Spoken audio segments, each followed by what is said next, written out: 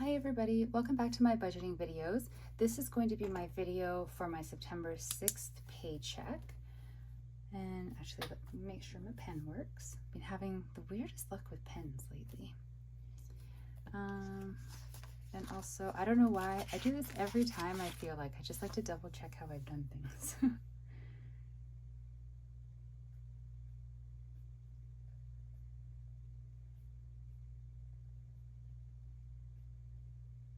Okay, so my September 6th, 2024 paycheck.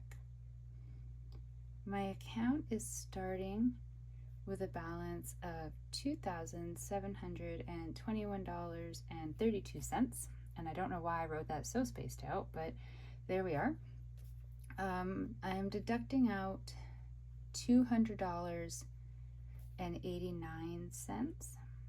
That is money that belongs to Striker's digital cash envelope. Striker is my cat, and so I keep his money partly in cash and partly digital, because depending on if I'm purchasing something for him in his actual pet store, they will still accept cash. But if I'm buying something for him online, then I need to be able to pay for it digitally. So I have his money kind of split into two categories. Yeah, this is where we're at. He's got $200.89 in his digital fund. Fluff on my poor RJ pen. Okay, so taking that out, that leaves me with $2,520.43.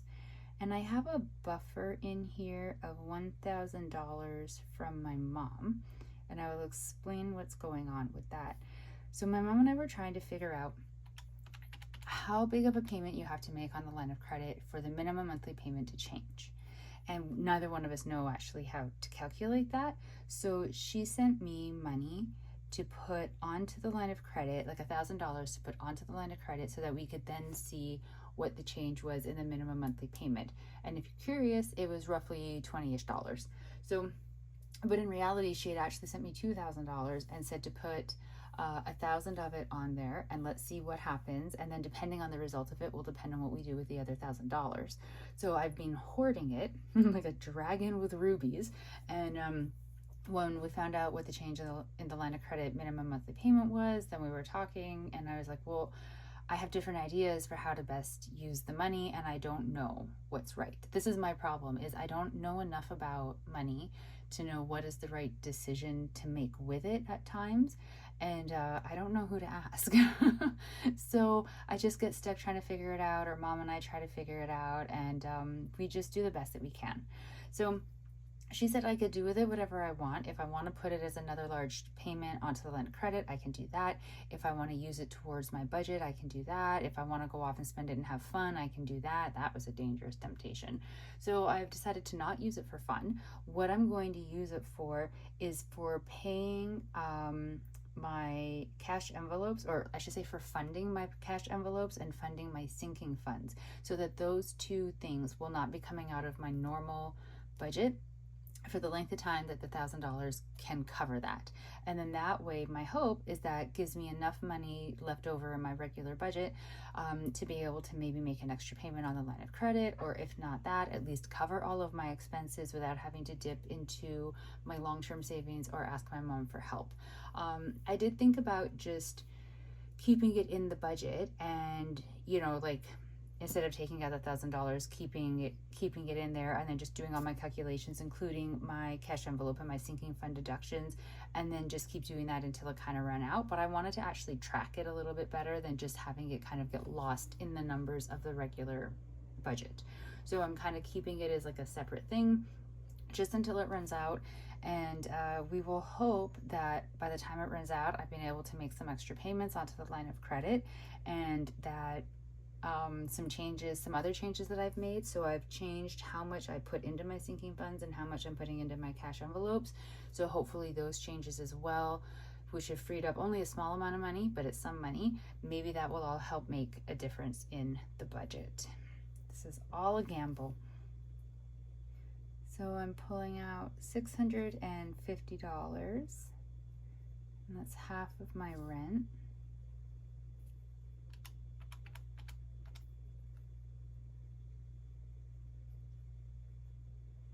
And then $60 to myself.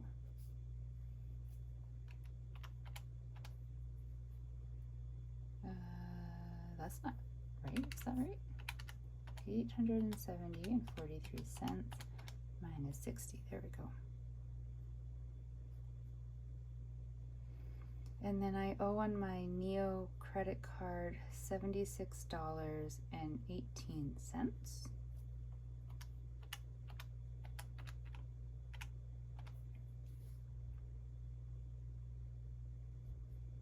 So my agent, I don't know if any of you know this, but I act. I'm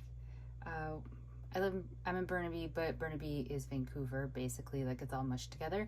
And I act up here in Canada, but I haven't been able to go to auditions since my car accident because my concussion is so bad and I'm so sensitive to light and sound and I have trouble memorizing things now. So my agent's been really good at just sort of like keeping me on the roster, but not putting me out for anything. And then she sent me an email a couple weeks ago, still in August, saying, yeah, I'm letting you go. And it was right around the time I was thinking I was going to message her and say, I think maybe I'm okay to try starting auditioning again.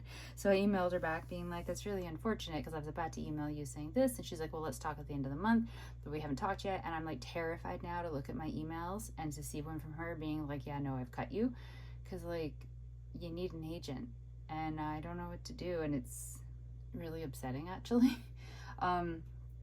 And so I sat with it for a little bit, and while I don't want to be dropped, obviously, and I wish that I was going out for auditions, the truth of the matter is I'm not going out for auditions, and on my good days I think, oh, maybe I could do this again, but then I have a bad day, and I'm like, if I had an audition today, I'd be in so much trouble, so it's sort of problematic, and I hate having to be a grown-up about these things because you want to just do what your dreams are, but sometimes like you're physically incapable of doing them at the moment. But the risk is that if I tell her, you know what, I do have to step back and I can't do this, I'll never get another agent again, and then I really have lost all chance, because if you don't have an agent, you don't have anything. And like acting, you've all seen how bad I am at math and like I have a Monday to Friday job because I need to pay the bills, and I can do other things, but like acting is like the thing for me, if that makes any sense. Like it's the thing I'm best at, and not being able to do it has really sucked. And then being told that I might be losing any chance of doing it again is even worse. So I really I'm clinging to the idea of no, don't drop me. But the reality, I think, is you spend a lot of money in monthly fees for different memberships for different websites when you're an actor, at least up here, because you have to be up on all these different things for casting to be able to find you. And if casting can't find you, well, then you're definitely not going to get anything. But when you have an agent and they submit you and it's like this whole process, but you pay out of pocket for all of these different expenses. And so I've been paying all of these expenses this whole past year, even though I haven't been getting put out for anything and I haven't been able to audition. And if I'd been thinking about it, I maybe should have talked to her and said, I'm going to put these things on pause while I'm not auditioning, and then I'll get them back up and running once I'm back on the market, so to speak. But it didn't even dawn on me to do that, and they're quite pricey. So part of me is thinking like maybe I should just step back from acting and cut those memberships so that I'm not paying for them, so I'm saving money in my budget, and then try again once my head is physically better and things are a little bit more stable footing in terms of money, and I can pay those things again, because it's been so long that I'll have to sign up for at least some workshops or some classes, which I love taking, but everything is so expensive, and I'll have to get new headshots, and those are going to be $500 to $700.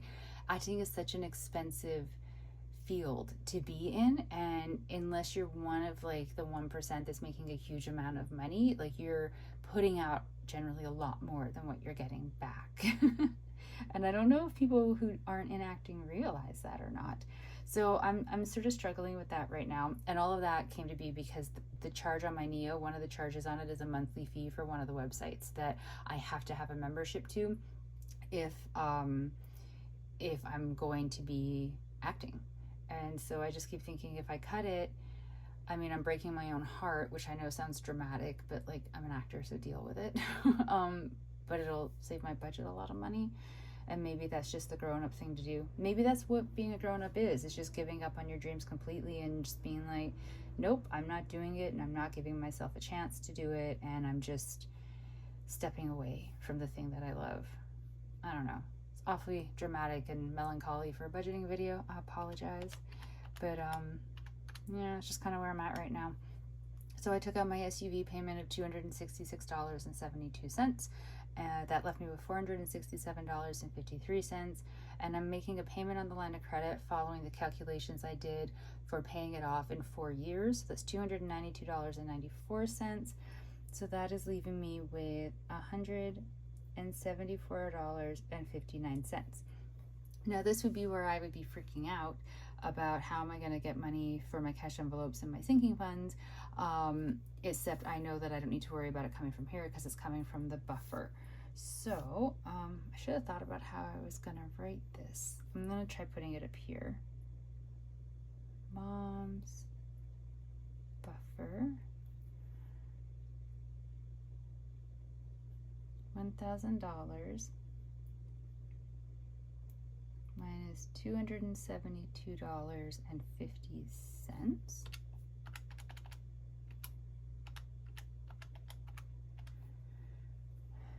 leaves me with $727.50, and then minus 176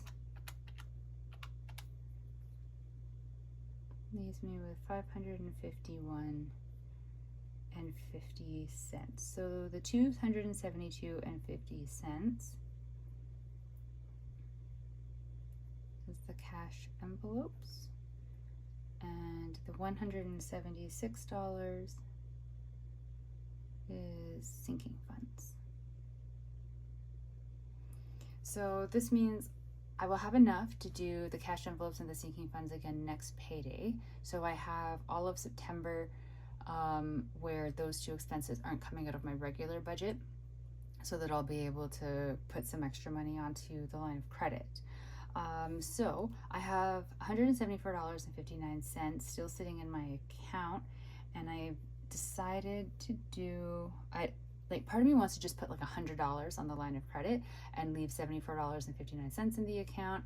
And it's what I would normally do. I don't know why I'm being like a little bit more cautious with it, but for whatever reason I am. So I'm gonna put $85 onto the line of credit.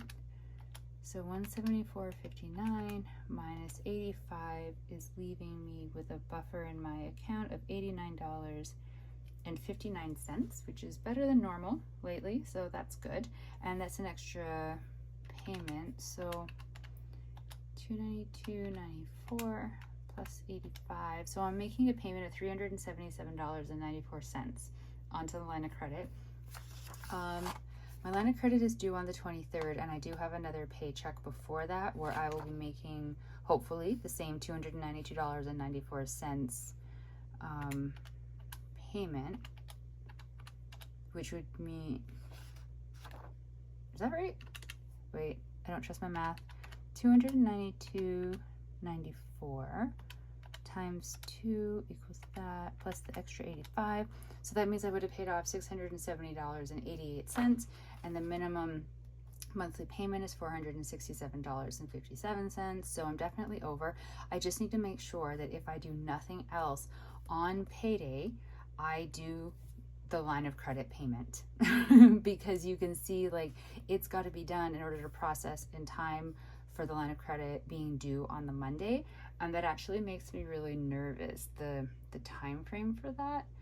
I wonder if I should pull money out from like one of my sinking funds just to sort of like lend it to myself to make a slightly larger payment just to get up to the minimum payment. Do you know what I mean? Do you know where I'm trying to go with this? Like pull money from somewhere else on my budget just to pay off enough on this particular paycheck to get up to the $467.57, and then like pay it back to myself just in case whatever I do on the 20th doesn't process through in time for the Monday. I'm gonna have to think about that, but that is something to be keeping in mind. Now if you watch the video, I don't know what I'm titling it yet, but it should be my mess up or how I can't math. It won't be that, but it should be that, because I made some mistakes when I did the calculations for paying off the Visa card for the charges that I put on it when I went to Trader Joe's and Target and basically just visited Blaine with my friend. So I won't go into all of that again here because it's just too confusing. So I am going to be doing, should I do a post-it note or just write it on here? I'm very indecisive today. Here, I'll just put it up here. So I'm taking $20 from the present sinking fund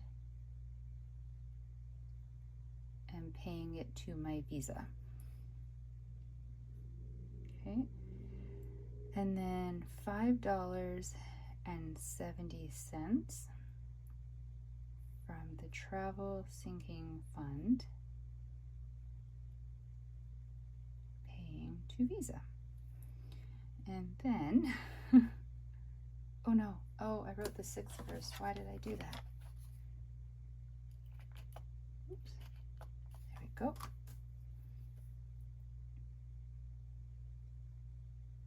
$16.33 from grocery money to Visa. So if you watch that other video, this will all make sense, but basically I messed up on some math and I need to make some tiny payments to the Visa just to get it back to a zero balance, but they're different amounts than what I had originally calculated. And so this is just notes to me. So when I move money over into my sinking funds, I am deducting out $16.33 from the money I move over to the grocery category, and that's going to go to Visa. And I'm deducting out $5.70 from the money I send to my travel sinking fund, and I'm putting that to the Visa. And the $20 is a total amount that would normally go into my present sinking fund, and that's just going directly to the Visa. So that will fix the mistakes in the math for the Visa and bring it back down to a zero. I've got my mom's buffer money is calculated, my budget is taken care of, and I wrote myself little cheat sheets.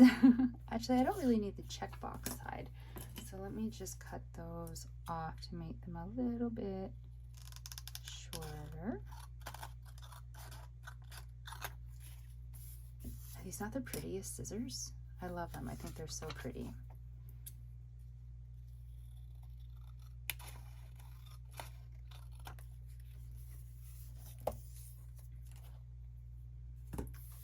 So I'm just going to put these here.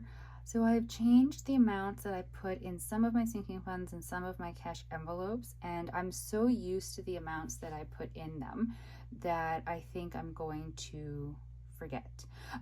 So I basically wrote myself some cheat sheets just to put on the page. I just want to make this one a little bit more narrow. I cannot cut straight to save my life, apparently. But I just want to make myself some little cheat sheets. Originally, I was going to do ones that I could sort of move with me from this month to next month and sort of just keep going forward. But I think hopefully by the end of this month, I'll kind of have the new numbers memorized. And if not, I'll just make new little sheets to put with the other one. And I have this washi tape that I haven't used yet. I really need to organize my stationery. It's a complete disaster. And so these ones are just sort of, they happen to be sitting on top. So let's use them.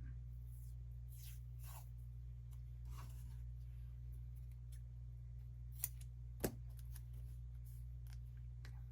down a bit.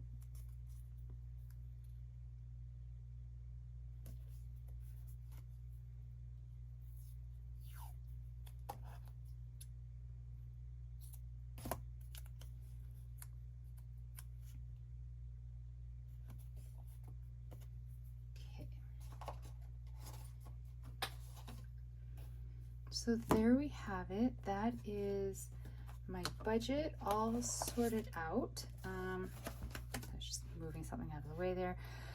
So I mean, it balances, but only because I have the money from my mom. So does it really balance? Not really. But it's kind of where I'm at right now. I haven't moved any of the money over. Usually I kind of move it all over before I sit down to write it out nicely for you. So I'm going to go and do that. And then the budget is taken care of for this paycheck. yeah, I can't really think of anything else to say about it. Oh, I'll show you really quickly the calendar, because I don't do videos showing like my budget setup or anything because it is so simplistic.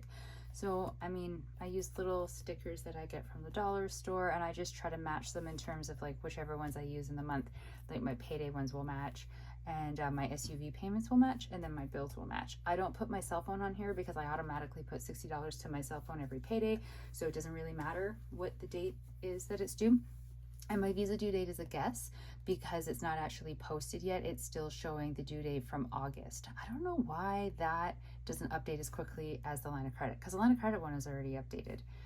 I don't know, but it is my very simple, very tidy calendar. And I did fill out the monthly budget section. Oh, I forgot to actually put in the numbers there. What in the world was I thinking? Okay, so mine is, forget that big gaping gap there of information. I don't know why I didn't fill that in. Let me find the pen I used. Oh my goodness, what's wrong with me today? So rent, 1,300, cell phone, 60 biweekly. There we go. I didn't fill in the fund miscellaneous or takeout because, well, partly because like I knew that I had changed them for this paycheck going forward, and I didn't have the numbers with me when I was filling out this page, but also I tend to not fill them out because they do fluctuate. If like my budget, if it's really tight and I'm trying to find something to like cut, well, there is nothing goes into takeout. I just keep it there because I'm hoping one day to have enough money to have a takeout section again, but for now I don't. So instead, I leave the fund and miscellaneous without an actual amount because they are very variable, and you know, like I can cut them completely and be a little miserable, I'm not gonna lie, but like it's not the same as like cutting out grocery money or cutting out I can't even think, like for my car insurance. Like I can't do that, I have that bill to pay. Do you know what I mean? Like they're not necessities of life necessarily. They're a little, but not in the same way as food. So that is the budget and my setup. I hope that you enjoyed it. I hope your budget is going really well and everything is balancing out for you. Thank you so very much for joining me with this video and all of my other ones. I really appreciate it. I hope everybody is staying safe out there. I will talk to you later and have a great day. Bye. So quick update. This is why you should never not be paying attention just fully and completely when you are moving money around in your banking app. You know how I specifically said I wasn't moving over $100 and I wasn't sure why, but I just felt more comfortable moving 85 over, and so that's what I was going to do. So then while I was moving money over, I started thinking about, oh shoot, I have an expense coming up this week that's going to be roughly $100, maybe a little bit more, and how I had already planned to take the money from mom's buffer. And like when I'm in like a paying off zone and I really want to be working towards debt, things like that really annoy me because then it's taking away from paying off debt. But it is an expense that I have coming up and I can't cancel it, so you know, okay. But because I was thinking $100, when I processed the second payment onto the line of credit, I put it for $100 and not 85. Oh, so now I need to update this and cry a little bit into maybe a bowl of ice cream later. I don't know. And yeah, that I'm just trying to be fine with it right now. Okay, deep breaths, deep breaths. So I will have $74.59 left in the account because of a mistake that I have made, and I overpaid the line of credit. And I know overpay, again, it's not really the right word because I do owe the line of credit the money, but overpaid it for what I was going to be doing this budget. So yeah, that's me just sitting over here throwing money around like I have tons of it to spare. Just thought I would share with you my pain. And now I'm going to go back to moving money into cash envelopes and sinking funds and very much focus on nothing but that in the hopes I don't mess that up also. Have a lovely day, everybody.